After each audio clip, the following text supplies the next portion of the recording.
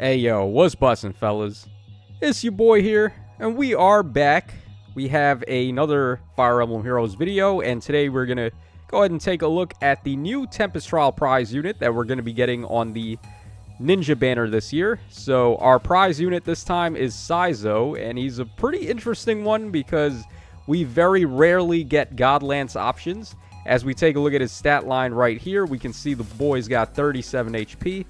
We got 41 attack, 45 speed, 45 defense, and then 25 res. So with the exception of his HP being a bit undertuned here, everything else checks out really well. So attack and speed, very good. Defense even is monstrous for a god unit. So he's going to be really good in physical melee combat, which is exactly where he wants to be used. And then res is a dump stat, but that's perfectly fine. If you back him up with some far save armored units to deal with res for him, then he should be good to go. So his stat line's really awesome. If we go ahead and take a look at his boons and banes here, he's got a super boon on attack, and then he's also got a super boon on res, but as I just explained, you don't really need to worry about res too much with him. His godlike defenses is going to be enough, and then for res, you just pair him up with a good far save armor. So I would say you want to go plus attack as your top priority and then follow it up with plus speed. So his overall BST is 193, which can enable him to score pretty good. He scores in the 195 bin. So he scores technically in the same BST bin as Cyril. However, he lacks a perf weapon, so Cyril actually outscores homeboy here by one his scoring bins here. So that is unfortunate, but it is what it is. Luckily, he is a lance unit, so he's got access to really good inheritable lances. Both of the arcane lances are phenomenal, although you want to prioritize Lewin on this guy, I would say. Now, if we take a look at his base kit, he comes with this brand new weapon called Kumo Naginata. This is another Brave Lancing Ninja Lance, and we've already had two of those before. We had Ninja Yari, and then we had Ninja Naginata. This one is better, in my opinion. It gives you the auto warp effect, so it enables your ally or your unit to jump into an ally within 2 spaces. Then it gives you the brave attack, and then it also gives you all stats of 4 if the enemy's HP is over 75%. So getting the all stats of 4 is definitely very nice. In my opinion, that will outperform the speed up 4 and defense and res -4 from the Ninja Yari. And then also the true 4 points of speed-based damage that you would get from the Ninja Naginata. So this new Ninja Lance is the go-to brave attack weapon for lance options. He also has Growing Flame, Attack and Defense Solo 3, and Defense Smoke 3 for his finishing up his kit here. So overall, I would say a very, very solid unit. Now, I just want to do a quick comparison between him and his contemporary. So the only other infantry godlance we've ever gotten is the Summer Norn, and we can do a stat check here. So both of them fully invested, max flowers, max merges. Saizo's HP really lets him down. He's only got 42, while Norn over here is boasting 50 HP. That matters if you're going to run a skill like Infantry Pulse 4, which of course is always an option for these infantry units. So that is one thing in Norn's favor. But then Saizo beats her on both attack and speed by 2 points. It's not much, but it is something, so we got to acknowledge it. If you've already got a plus 10 Norn, it's fine. Like, you don't necessarily need to invest in Saizo if you don't want to.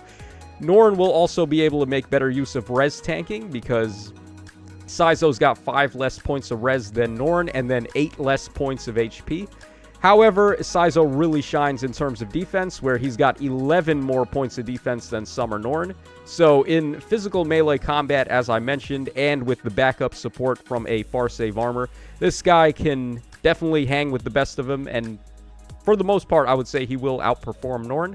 So there you go with that. Now let's go ahead and hop in and start taking a look at some builds for Saizo here.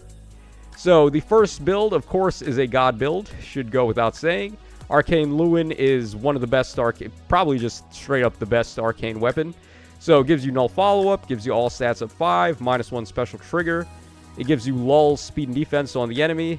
And then it does one more thing, I believe. I can't remember what, though. What was the other effect that Arcane Lewin did? I can't remember off the top of my head. But, I mean, you get the picture, right? This is a very good weapon. Harsh Command Plus, feel free to use whatever assist you want. I just chose that one because its score is high and it's the most, like, well-rounded. You could go for rallies as well if you want to. Godlike Reflexes, because we can get away with it here. Attack and Speed Pledge enables Special Acceleration on hit, which is the one effect that Arcane Lewin does not have that I think would be really good. By the way, I just remembered what that other effect was. It's true damage based on speed. 20% of your speed is true damage, which is nuts. So, yeah, we're going to be getting a lot of speed on this build, as we can see here. So, GLR is non-pierceable DR, and then for regular DR, we've got Close Call 4. Also, Close Call 4 works pretty well with Prime, because when you're running Prime for the distant counter, you don't want to get too far away from the pack. You want to be close to your allies so that at the start of turn, you're getting the support bonuses to get your extra effects.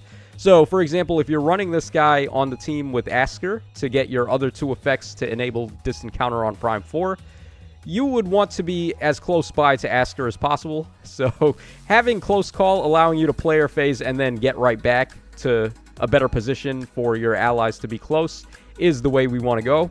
So, I would recommend this over something like Spurn 4 or any of the other Dodge 4s. And we've got Bonus Doubler as well here. It's pretty self-sufficient because you're just getting attack and speed up 6 pretty much all the time because we have Pledge here.